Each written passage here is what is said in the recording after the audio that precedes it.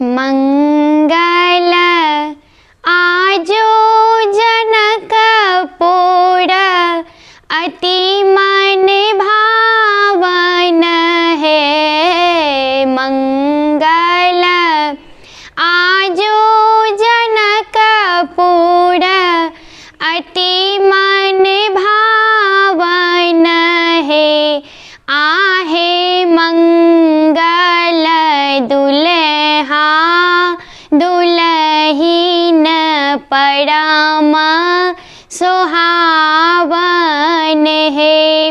आहे मंगल दुल्हा दुल्हीन परम सुहावन है।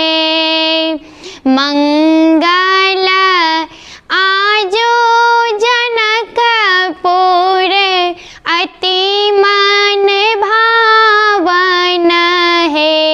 आहे मंगल दुल्हा दुल्हीन परम सुहावन है।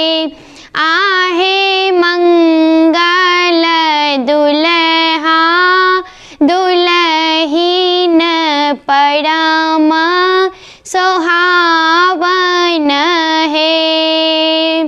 मंगल बाजन बाजाए सखी सब मंगल है। मंगल बाजन बाजाए सखी सब मंगल है। आहे गावथी मंगल गीत जनक घर मंगल है। आहे गावथी मंगल गीत जनक घर मंगल है। दिवगन फूल बरसावथी सुर सब मंगल है। दिवगन फूल बरसावथी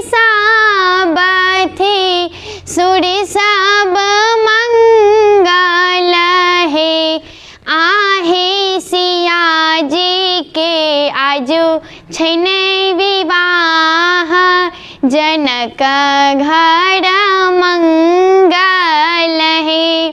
आहे मंगल दुल्हा दुल्हीन परम सुहावन है। मंगल श्री राम दुल्हा सिया भेली दुल्हीन है। मंगल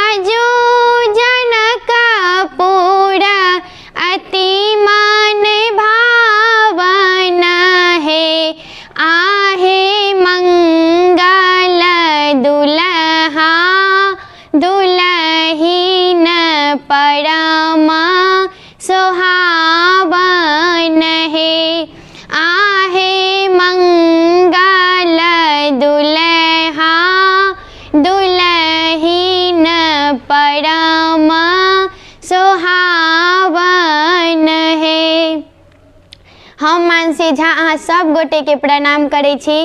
और आइ हम विवाह पंचमी स्पेशल गीत सुनेलहुँ हैं मंगला जी जनकपुर। अहाँ सबके नीक लागै तऽ लाइक करब, कमेंट करब और संतोष गुप्ता के यूट्यूब चैनल के सब्सक्राइब करब और वीडियो के शेयर जरूर करब। जय मिथिला, जय मैथिली।